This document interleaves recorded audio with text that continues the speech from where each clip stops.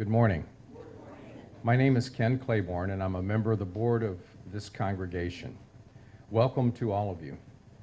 The Unitarian Universalist Fellowship of Elkhart is a welcoming community, encouraging religious freedom, nurturing individual spiritual and ethical growth, celebrating diversity, and promoting a just and sustainable world.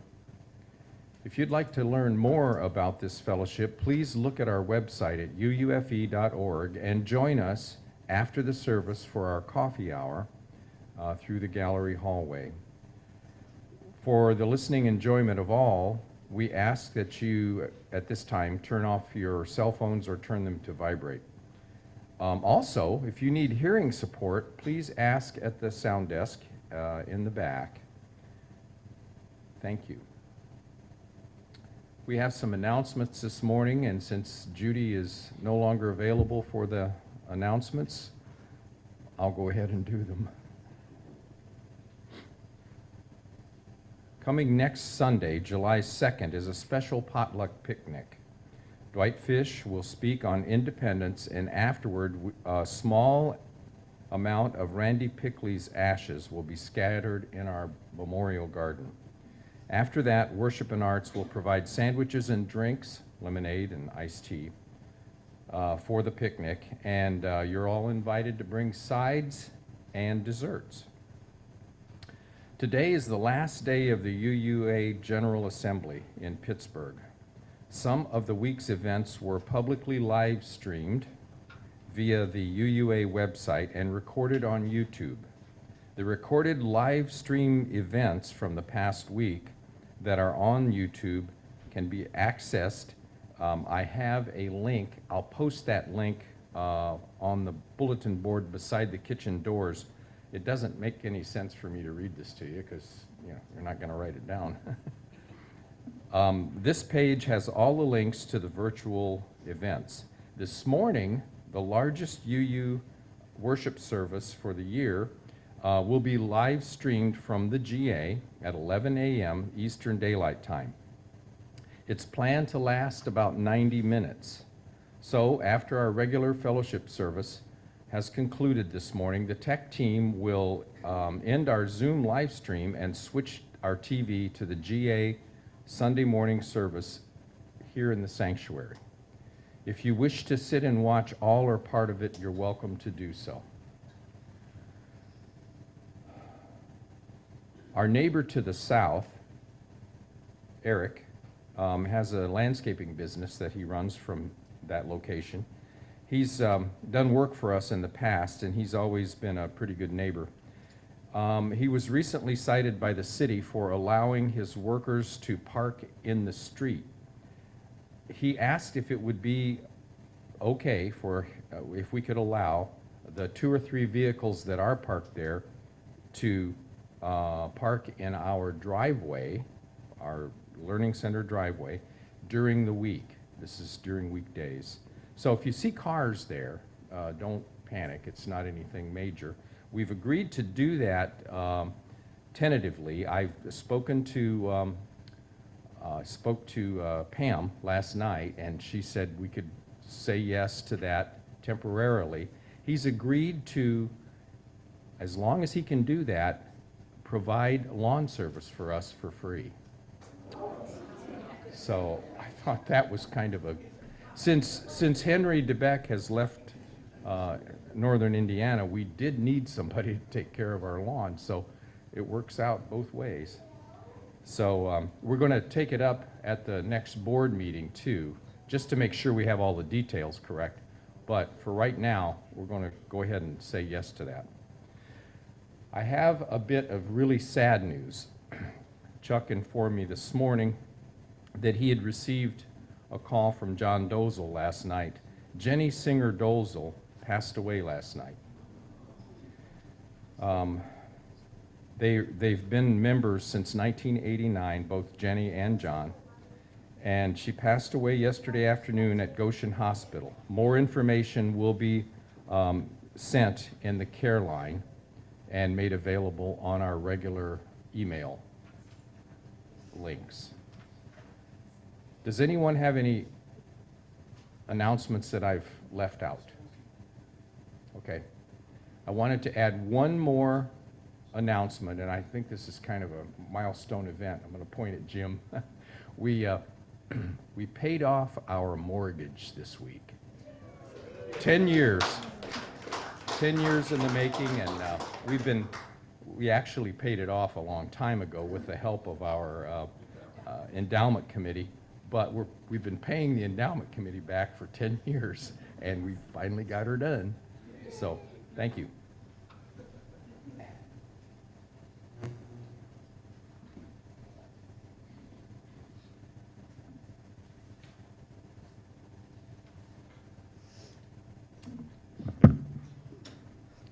We ring our gong 3 times. Once for those who came before us and made a place for us.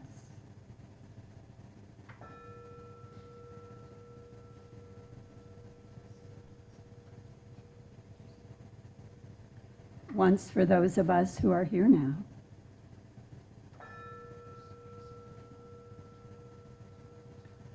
And once for those who will come after us and build on the dream.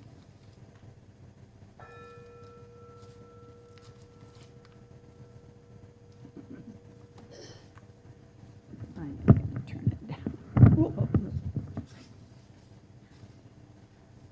The chalice lighting today is adapted from Marnie Singer, and it's in honor of Jazz Festival weekend and having Marva Netherland here to play for us. The chalice is the container, the space where the musician and the listeners gather. The candle is the fuel, the hours of practice, and the life experiences of everyone in the room. The wick is the instrument through which the music will flow.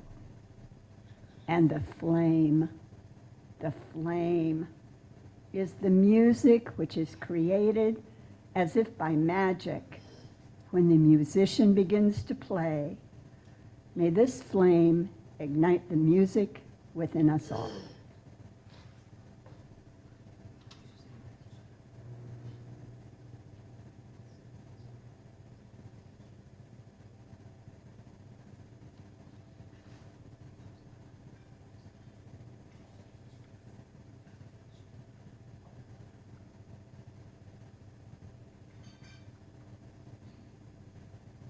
And now will you join with me as we say our covenant?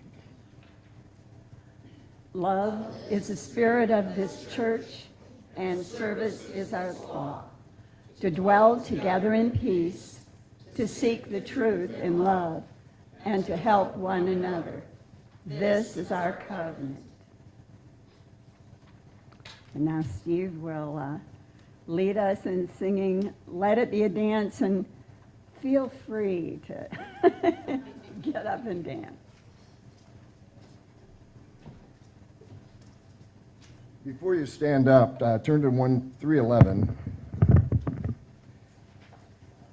After the introduction, we'll start singing right on page 311, but in between each verse, we will not repeat the chorus. We'll go right back to the second page. You'll see where the verses 1, 2, and 3. So when you're done with verse 1 at the end, you'll go back to that second page and start with verse 2, and vice versa, and then we'll just end it, okay? I just wanted to clarify that so we're on the same page. And stand and feel free to move around because this has got a little tango or whatever to it, so, okay? All right.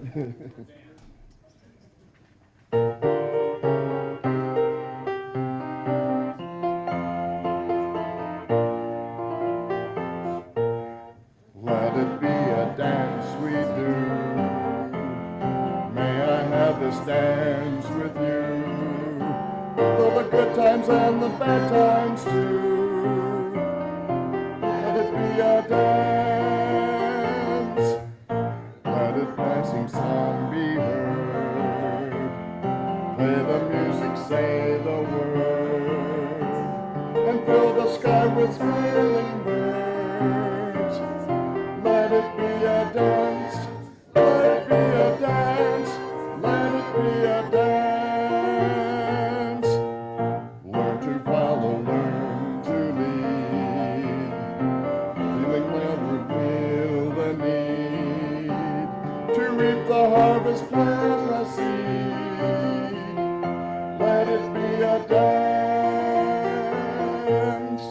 Everybody turn and spin. Let your body learn to bend. And like the willow with the wind, let it be a dance. Let it be a dance. Let it be a dance. A child is born and no one must die. A time for joy, a time to cry. Take it as a passing by. Let it be a dance. Morning stars will come at night. Without the dark there is no light. If nothing's wrong then nothing's right. Let it be a dance. Let it be a dance. Let it be a dance. Let the sunshine, let it rain. Share the laughter, bear the pain. And round we go again. Let it be a dance.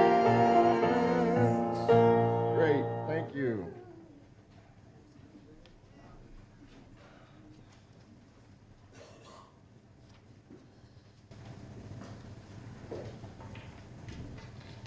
Now is the time in our service when we collect our offering. Today, the cash donations will be shared with Habitat for Humanity. May we generously give as we gratefully receive. And Marva's going to play, I bet, my favorite hymn. I hope. Thank you.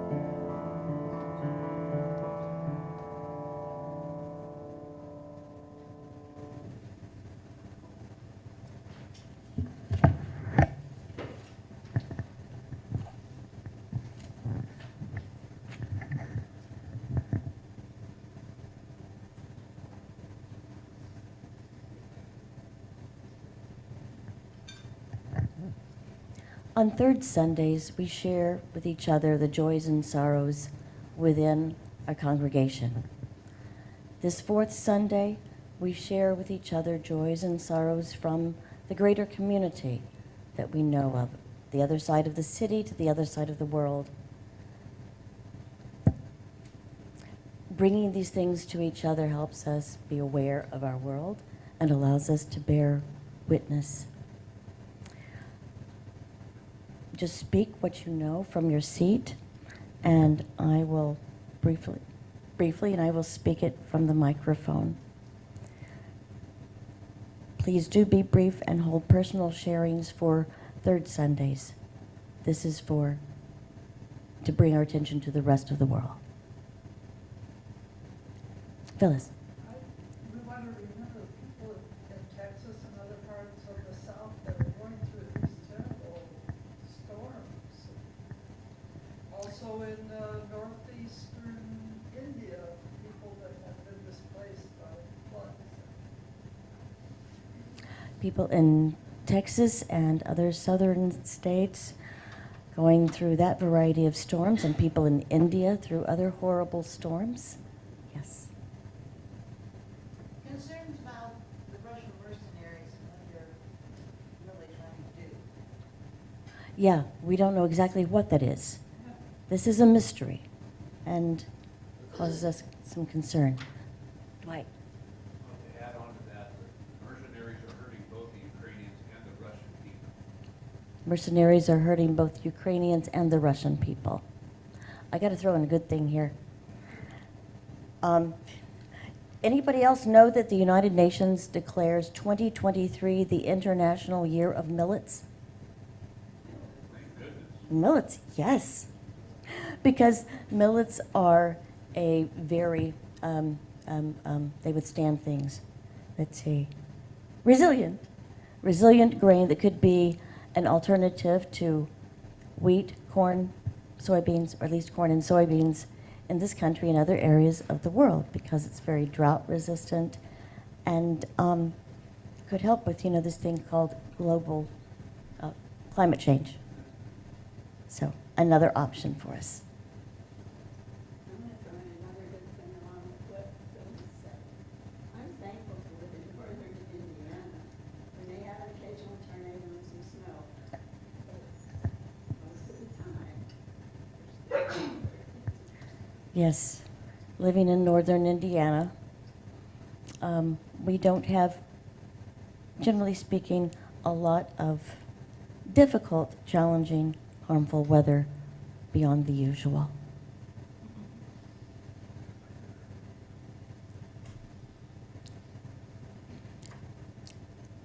Yeah, Laura. To keep them, they keep the refugees that drowned in the Mediterranean close to heart. They've been overshadowed by other events. The refugees that died, In transit. Oh, gosh, there were hundreds of them. over 500. Over 500. All the people lost and all the families grieving. That is, the families that know. And 5 adventurers in that submersible ended up in floating. the 5 adventurers who died in the submersible going down to the Titanic. And here's something else for how to be thankful. I found out about a group of mostly women in Mexico City who have been saving bee colonies for the last 5 years. They've been moving them out of Mexico City, where apparently there were a lot, and moving them to the outskirts where they can survive, to live, to pollinate, everything you can imagine. This really needs to be a sermon about bees, but there's this group I'm thankful for. Thank you.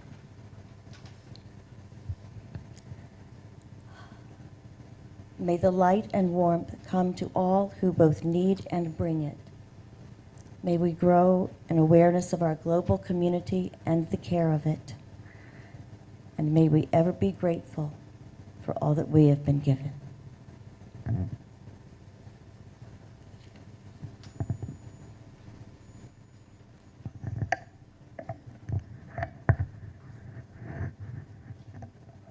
night, Carolyn and I ran into Chris and Patty, and we said, "We miss you." We didn't have time to talk, but for most of you for those of you that don't know, for years and years, this Sunday was their Sunday to share with Chris's group and from Jazz Festival Sunday. So, in lieu of that, we're so grateful that Marva was able to be here this morning and share her talents with us. And if you haven't been to the Jazz Fest, you missed her talents on the dance floor. Thursday night at Wellfield, Friday night, and last night she was somewhere else. I didn't see her last night, but today, if you've not seen Dave Mennett, please, if you can make it at 1 o'clock, it's a free concert. If you've never seen him, you've missed it, and so you got a chance to see him for free this afternoon at 1 o'clock at the Lerner. But right now, Marva, we look forward to hearing you.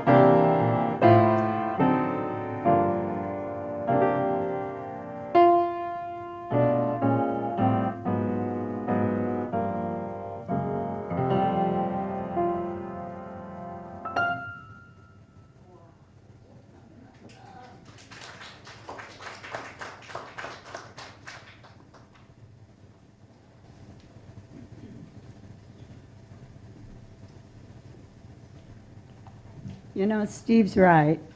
Dave Bennett is an amazing musician. And he is performing this morning at a different church.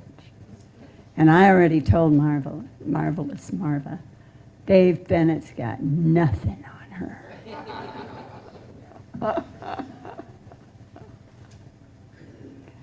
Chett Mitchell received his PhD in philosophy from Notre Dame in 2003. He has recently retired from a long career in IT, primarily working with manufacturing software.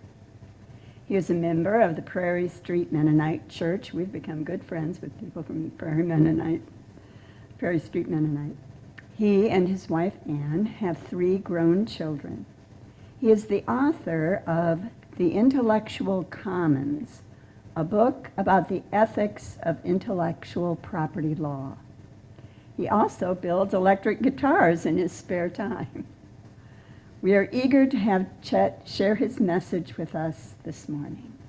Chett, welcome to the pulpit.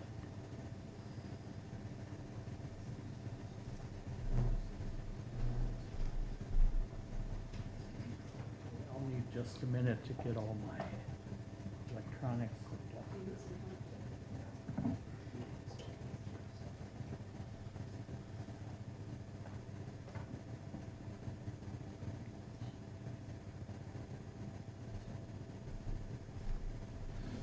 Okay. Good morning. It's a pleasure to be here. This is my first time preaching at a Unitarian church. The Unitarians have had a significant role in my life. When I was in high school, I was a Unitarian in Tallahassee, Florida, and Jacksonville, Florida. I was even a Sunday school teacher. Okay. Yeah, no, it's okay. Okay, is that better? Okay. So I was even a Sunday school teacher, and my spiritual path has led me in other directions, but I've always valued my time with the Unitarians. It was a good way for me to start my spirituality. Start with a picture. Here are 2 men. The one on the left is Baruch Spinoza, who we will be hearing a lot about today. And you may or may not recognize the man on the right. His name was Fausta Sozzini, and he was the great theologian of the original Unitarian Church in Poland. And because of his importance to that group, up until the 18th century, Unitarians were called Socinians, and that's important because you'll see that word again. We are here to understand how the Reformation of the 16th century became the Enlightenment of the 17th and 18th centuries, and how this transformation affected the beginning of the Unitarian Universalists as an organized church. This involves looking at a special place, the Dutch Republic, a special religious movement, the collegiants, and a very special person, the philosopher and political theorist Baruch Spinoza. By the beginning of the 17th century, Europe was experiencing an intellectual crisis. How can we know what is true or what to believe when there are dozens of churches with inconsistent beliefs? Perhaps more importantly, how can groups with incompatible beliefs live together in peace? First, let's talk about the Dutch Republic. The Dutch Republic was the most tolerant country in Europe in the 17th century. It accepted religious refugees from other countries, including our own Pilgrim Fathers, who lived for a while in Amsterdam. The Dutch did not make church membership mandatory. Most other countries in Europe did. It was actually a crime not to be a member of the state church, but the Dutch wouldn't have that. Jews were fully accepted and allowed to openly practice their faith, something almost unheard of at the time. However, the big exception to Dutch toleration was the Socinians, the Unitarians. The Socinian Brotherhood was expelled from Poland in 1658. Many fled to Transylvania and Holland. The Dutch government welcomed the refugees as individuals, but considered their beliefs too dangerous to tolerate. The Reformed Church succeeded in getting an anti-Socinian law passed in 1653. Socinians were forbidden from holding religious services. All literature promoting Socinianism was banned with harsh penalties. This law was later used to ban works by all kinds of religious radicals.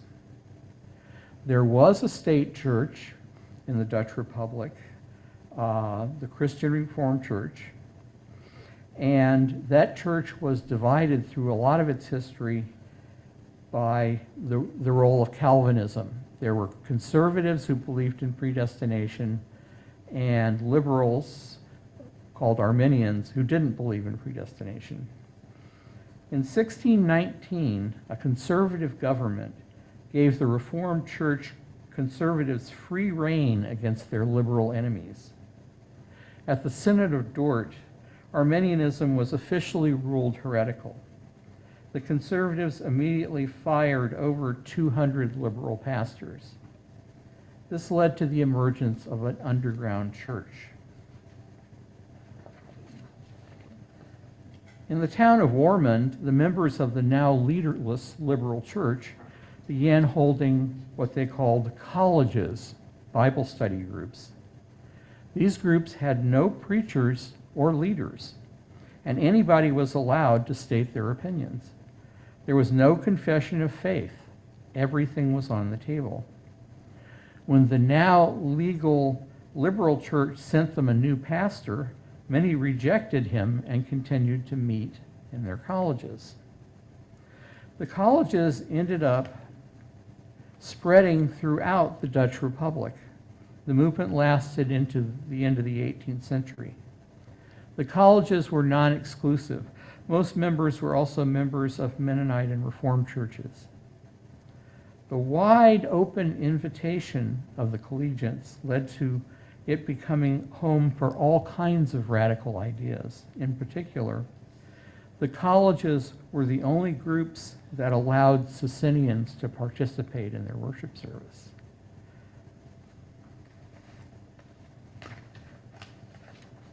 So who were these collegians? The movement attracted a wide cross-section of Dutch society.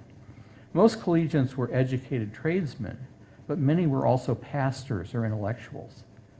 Many Dutch political leaders were collegians, especially from 1650 to 1670, and this mostly protected the collegians from the state church. Crucially, many printers were collegians. They created an underground of expression for people like Spinoza and the Socinians. In addition to their Sunday meetings, collegians also held small study groups. Here's a picture of a collegiate meeting house in Rendsburg. This is a town that Spinoza lived in for several years. In addition to their Sunday meetings, collegians also held small study groups led by experts in science and philosophy. Spinoza quickly became known as an expert in Cartesian philosophy and the Hebrew Bible. There is no evidence that Spinoza himself was a collegian, but most of his early followers were. And finally, Spinoza. Spinoza was born in Amsterdam, the child of Jewish immigrants from Portugal. He came from what is called a Marrano family. When Judaism was outlawed in Spain, his ancestors continued to practice Judaism secretly while publicly joining the Christian church. They were called by their enemies Marranos. Once the family was able to move to Amsterdam, they were able to leave behind their Christianity and come out as Jewish people. The family ran an import-export business in dried fruit. Spinoza had to leave the synagogue school at age 13 when his older brother died. He had to go work with his father in the business. At age 19, he took over the business. Spinoza was one of the most brilliant men who ever lived, and this was obvious as a child. The career path for a Jewish genius was becoming a rabbi, but Spinoza never wanted this. After leaving Hebrew school, he paid to be tutored in Latin by a man named Franciscus van den Enden. He met many Mennonites and freethinkers through van den Enden's school. Later, he attended lectures at the University of Leiden. In 1656, Spinoza was excommunicated by his synagogue in truly apocalyptic terms. The thing they read out the writ they read out against him was the harshest that had ever been given in an excommunication from that congregation. Apparently, he attended a synagogue meeting where he publicly denied the immortality of the soul and claimed that Jews no longer needed to observe Torah law. So he's basically begging to be excommunicated. We now know details about his excommunication and dangerous ideas were being tracked by the Spanish Inquisition. The files were discovered in the 1950s. Spinoza's business had already gone under by this point, and he needed a new way to make a living, so he learned to grind lenses and made that his new business. He worked at home using only sunlight. He also built telescopes and microscopes. His microscopes were considered some of the best in the world at the time. Long exposure to glass dust may have shortened his life. This is the house that Spinoza lived in Rendsburg. He rented the second story of the house. It's now a Spinoza museum. This is a picture of his workshop. He worked from sunup to sundown because he had no artificial sources of light. Candlelight wasn't bright enough for him to work on his lenses, so he had to just use sunlight. This workshop occupied about half of the second floor. Here's a picture of his study, which was right next to the workshop. He had a library of about 200 books. We know about this now because his relatives had them sold after he died to help pay for his funeral.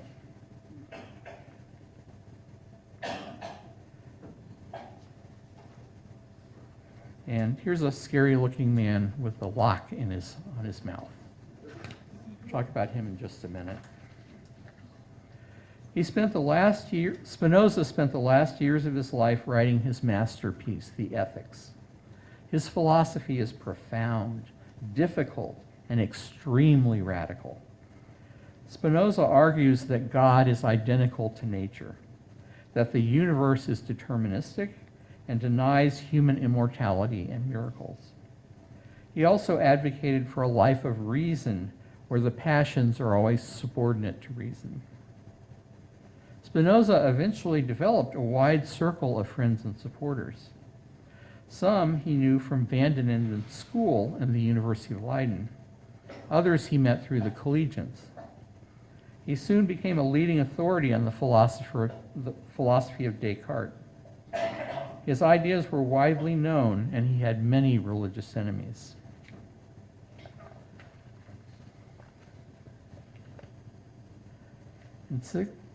This gentleman is named Adrian Kierbach, and this is a contemporary woodcut of him, and you can tell by the padlock on his lips that he was someone who had a difficult time coexisting with the authorities, I guess you could say.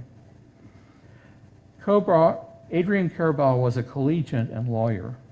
He was a follower of Spinoza and one of his closest friends. In February of 1668, Kierbach published a book attacking the official church and promoting Socinian ideas.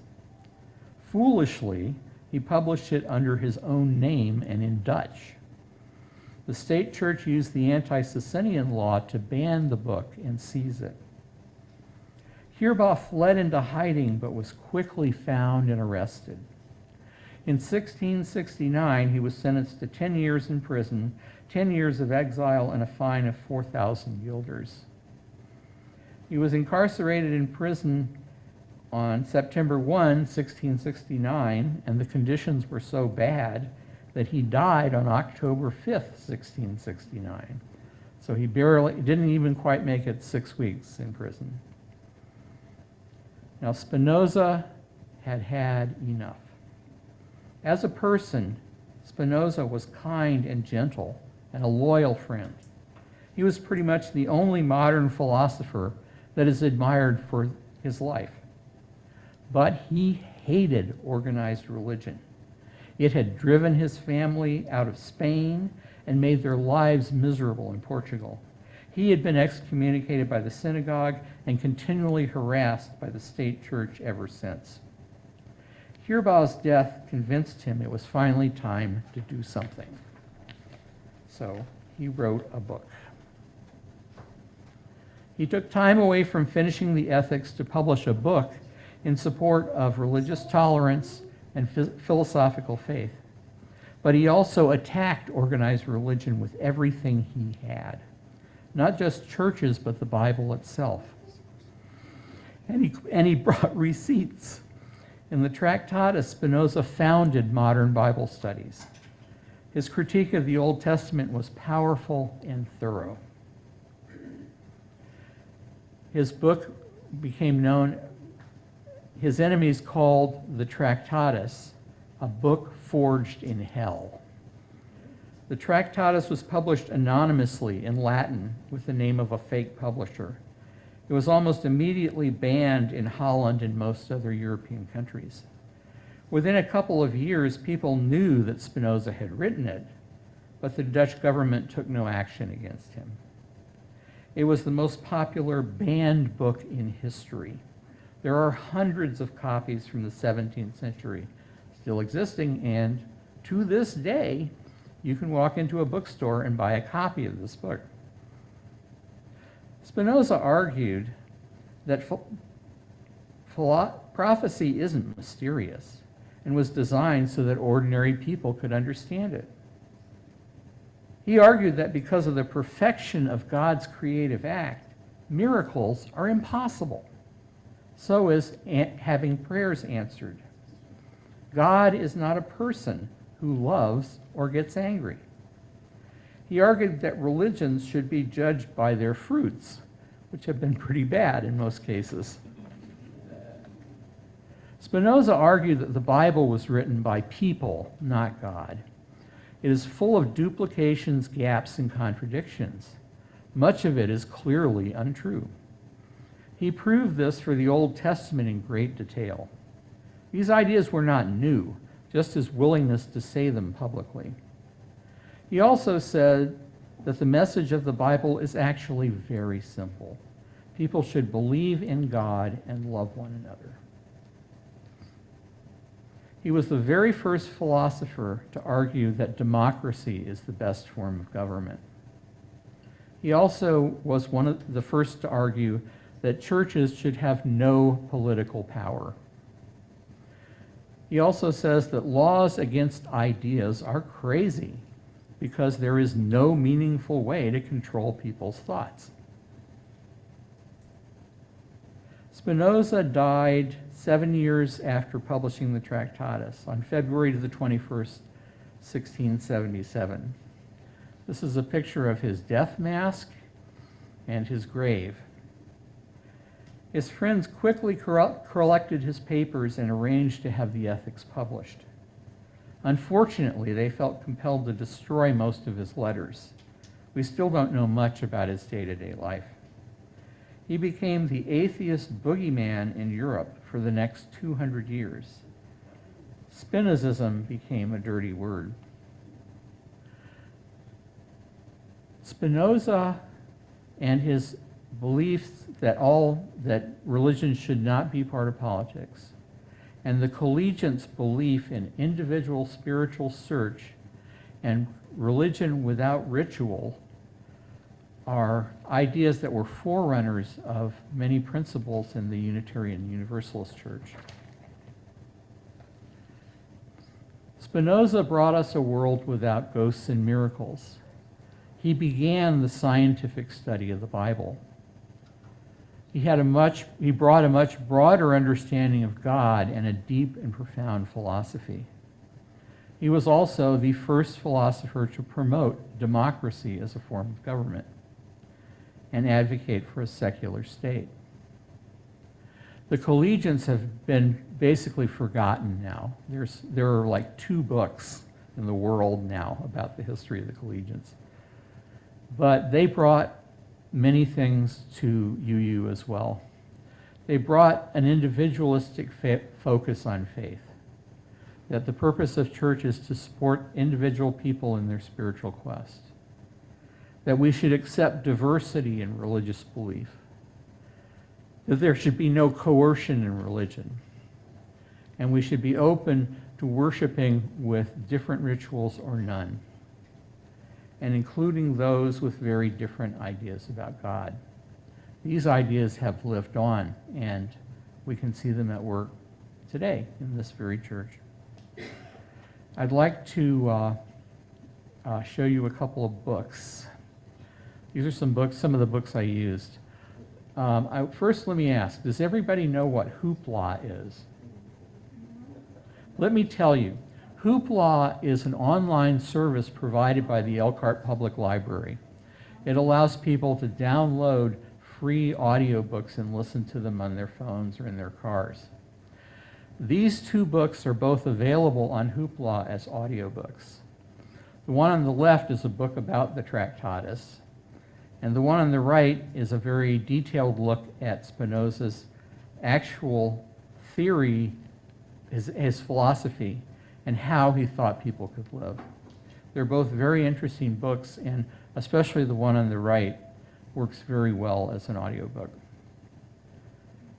The historical information I gave today came from 2 books, Radical Enlightenment by Jonathan Israel and Prophecy and Reason, the Dutch Collegians in the Early Enlightenment.